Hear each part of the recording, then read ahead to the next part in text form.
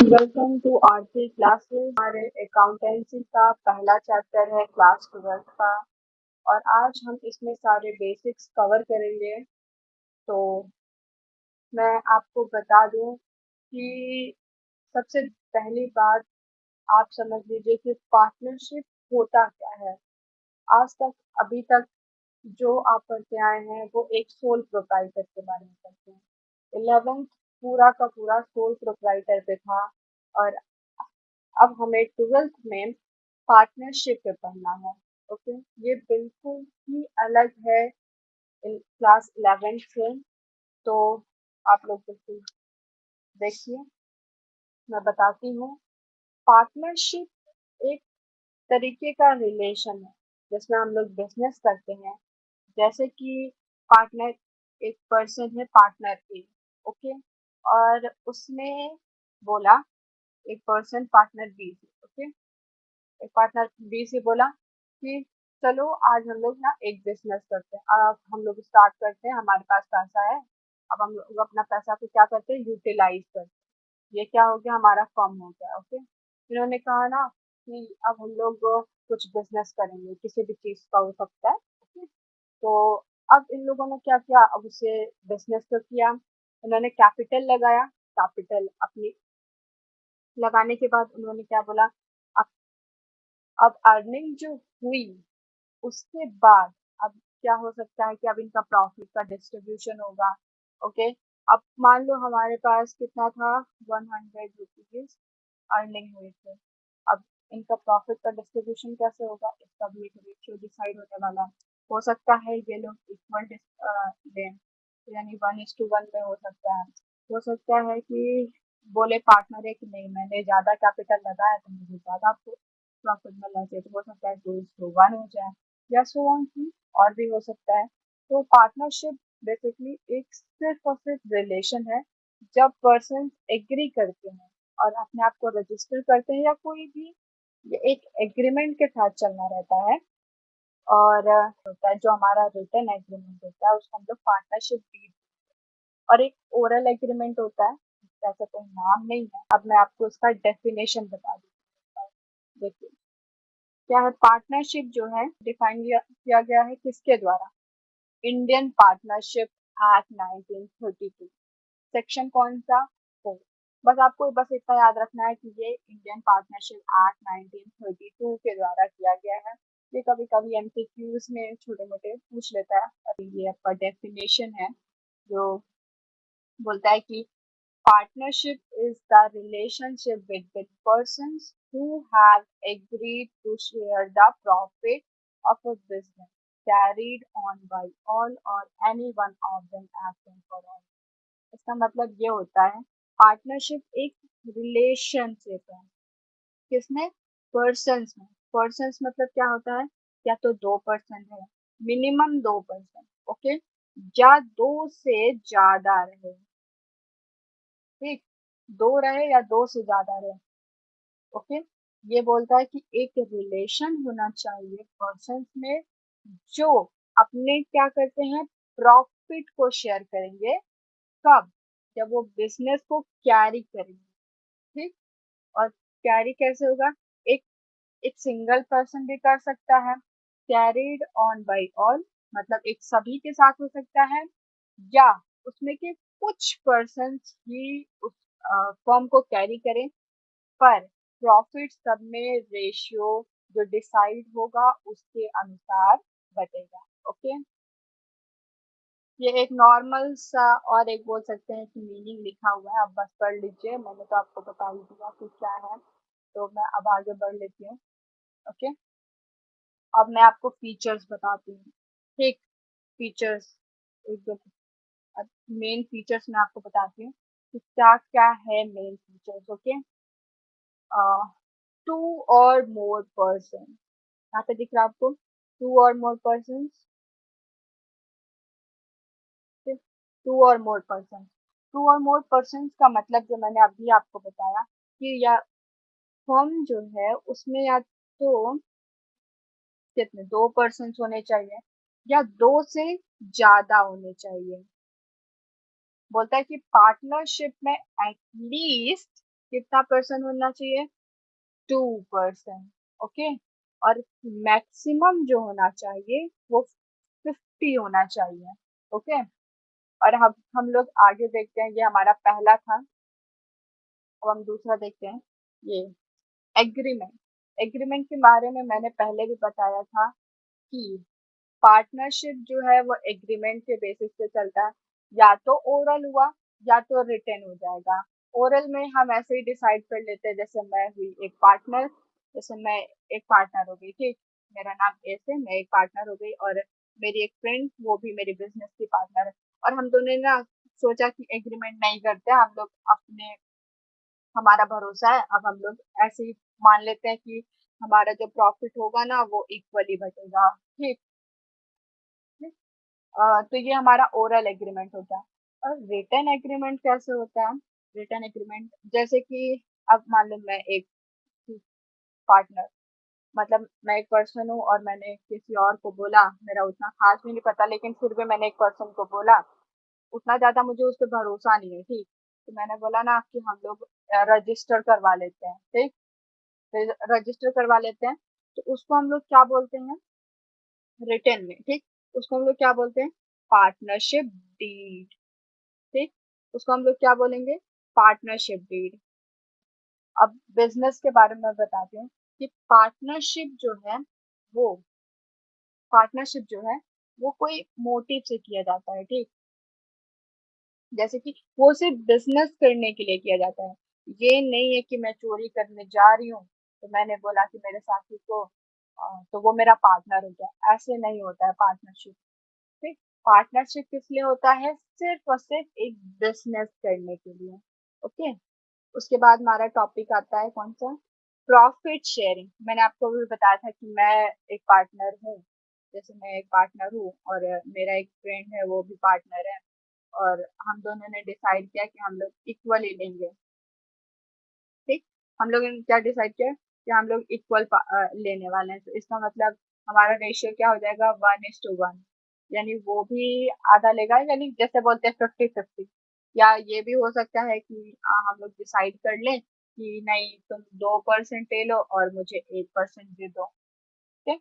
ऐसे profit sharing ratio क्या होता है? वो एग्री किया जाता है, वो ये एग्रीमेंट पे लिखा हुआ भी रहता है। और अब हम लोग आगे चलते हैं, कि अब हम लोग अपना आगे का देखते हैं। उसके बाद क्या है? अब हमारा आगे का हम लोग देखते हैं कि business can be carried on by all और any one of them acting for all. इसका मतलब क्या होता है कि एक पार्टनर ए है, ठीक, और उसके बाद एक पार्टनर बी है, फिर एक पार्टनर सी है और एक पार्टनर डी है, ठीक। अब पार्टनर सी और डी, उन्होंने क्या बोला कि हम लोग बिजनेस में पैसा तो लगा देंगे, मतलब हम कैपिटल तो ला देंगे, ठीक, पर हम लोग बिजनेस में ना आ नहीं सकते, काम नहीं कर सकते हैं।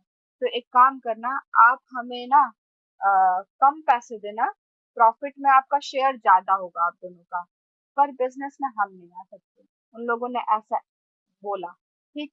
और पार्टनर ए और बी है वो एग्री हो गए कि ठीक है, आप लोग कैपिटल लाइए और हम दोनों खाली हैं तो हम लोग बिजनेस को चला लेंगे, ठीक। अब इन दोनों ने एग्रीमेंट किया। इसी चीज को बोलते हैं कैरीड ऑन बाय ऑल और any of them acting for all. Carried on by all मतलब कि सभी पार्टनर्स मिल करके बिजनेस चला लें, ठीक। इसको क्या हुआ? कैरीड ऑन बाय ऑल, सबके द्वारा चलाया जाता है, ठीक। और any one of them acting for all मतलब कि कोई पार्टनर है बोल रहा है कि मैं नहीं आ सकता हूँ तो आप लोग चलाना, और मैं नहीं आऊंगा, बस मेरा प्रॉफिट मुझे दे देना, जितना मेरा होगा, उसको बोलेंगे any of them acting for all. ठीक। Provisions affecting accounting treatment in the absence of partnership deed. ये बोल रहा है कि अगर पार्टनरशिप डीड नहीं है, मतलब कि कोई एग्रीमेंट नहीं बताया जा रहा है, ठीक, तब तो हम लोग क्या क्या ट्रीटमेंट करेंगे और क्या क्या ट्रीटमेंट नहीं करेंगे, उसको बताया जा रहा है, ठीक। तो हमारा पहला क्या है? Interest on capital. जो हमारा इंटरेस्ट ऑन कैपिटल है पर्सन से, ठीक, जो हमारा पार्टनर है वो तो कैपिटल लाएगा, तो कैपिटल बोलेगा मैं तो इन्वेस्ट कर रहा हूँ भाई, मुझे तो इंटरेस्ट चाहिए इस पे। ठीक। अब उसको वो इंटरेस्ट भी लेगा इस पे। ठीक। तो अब जो अगर एग्रीमेंट पार्टनरशिप डीड नहीं है, ठीक, पार्टनरशिप डीड नहीं है, तब क्या होता है, इंटरेस्ट ऑन कैपिटल पे नहीं किया जाता है। और अगर पार्टनरशिप डीड बता रहा है तो उसके अनुसार कोई अ, उसके अनुसार हम लोग उतने परसेंट से कैपिटल इंटरेस्ट ऑन कैपिटल देंगे। ठीक। अब आगे देखते हैं उसके बाद क्या लिखा हुआ है, interest on drawing. Interest on drawing मतलब कि अगर पार्टनर को अगर कोई ड्राइंग कर रहा है, ठीक, पार्टनर कोई ड्राइंग कर रहा है, जैसे पार्टनर एक एक पार्टनर ए है और वो फर्म से ना क्या कर रहा है, पैसे निकाल रहा है। ठीक। फर्म से पैसा निकाल रहा है, तो ये विड्रॉ कर रहा है, मान लो मैं ले लेती हूँ कितना, 5,000। ठीक। ये 5,000 रुपए निकाल लिया एक महीने के लिए। ठीक। अब 5,000 तो इसने निकाल लिया। अब क्या होगा, अब इसको ना इस पे इंटरेस्ट देना पड़ेगा, क्योंकि इसने तो एक तरीके से अपना पैसा निकाला। अब उस पे उसने तो ड्राइंग कर ली। ठीक। तो उस पे हम लोग उसको पार्टनर को इंटरेस्ट देना पड़ेगा। अ, देखो अगर एग्रीमेंट नहीं है तब क्या होता है कि इंटरेस्ट जो इंटरेस्ट ऑन ड्राइंग है वो चार्ज नहीं किया जाता है। अब आगे वाला पॉइंट देखते हैं, रेम्यूनरेशन टू पार्टनर। पार्टनर्स को रेम्यूनरेशन नहीं पे किया जाएगा जब तक एग्रीमेंट में नहीं लिखा हुआ है। ओके। और अब उसके बाद वाला हम लोग देखते हैं कि क्या बता रहा है। क्या interest on loans and advances, अगर पार्टनर्स लोन ले रहा है, ठीक, अगर पार्टनर्स लोन ले रहे हैं, तब जैसे अगर मैं एक पार्टनर हूँ और मैंने फर्म से लोन लिया, तो उस टाइम क्या होता है, अगर डीड नहीं है तो हम लोग तो फर्म मुझसे इंटरेस्ट चार्ज नहीं करेगी। बट जैसे कि मैंने फर्म को लोन दिया है, ठीक, अगर पार्टनरशिप डीड में कुछ भी मेंशन नहीं है तो क्या करेगा, पार्टनर 6% पर एनम से वो इंटरेस्ट पे उसको इंटरेस्ट मिलेगा। इसका मतलब फर्म पे करेगा 6% पर एनम से। प्रॉफिट शेयरिंग रेशियो क्या होता है, प्रॉफिट शेयरिंग रेशियो में क्या होगा कि जो पार्टनर्स हैं, अगर डीड नहीं रहा तो क्या होगा, इक्वली बटेगा, और डीड रहा तो उसके अनुसार बटेगा पार्टनरशिप डीड। ओके। और फिर एडमिशन ऑफ पार्टनर, एडमिशन मतलब कि हम मैं और मेरे एक फ्रेंड, हम दोनों पार्टनर है और मेरी फ्रेंड चाहती है कि मैं एक और पार्टनर ऐड कर लूं, मैं उसका कोई दोस्त है वो चाह रही है कि वो भी पार्टनरशिप। बट जब तक मैं एग्री नहीं करूंगी तब तक वो सामने वाला पर्सन हमारे फर्म में पार्टनर नहीं बन सकता है। ओके। अब हम लोग आगे वाले टॉपिक पे चलते हैं, charge against profit and appropriation of profit. ये बहुत अच्छा टॉपिक है, इसमें बहुत सारे क्वेश्चन आते हैं अक्सर एग्जाम्स में। तो charge against profit and appropriation of profit, एक बार इसका मीनिंग पढ़ लेते हैं। Charge against profit means that it is an expenses, it is an expenses, वो एक खर्चा है, किसका, फॉर द फर्म, फर्म के लिए। ठीक। And is paid whether the firm earn profit और इनकर्ड लॉस। इसका मतलब ये बोल रहा है कि चार्ज अगेंस्ट प्रॉफिट कहता है वो एक तरीके का खर्चा है। ठीक।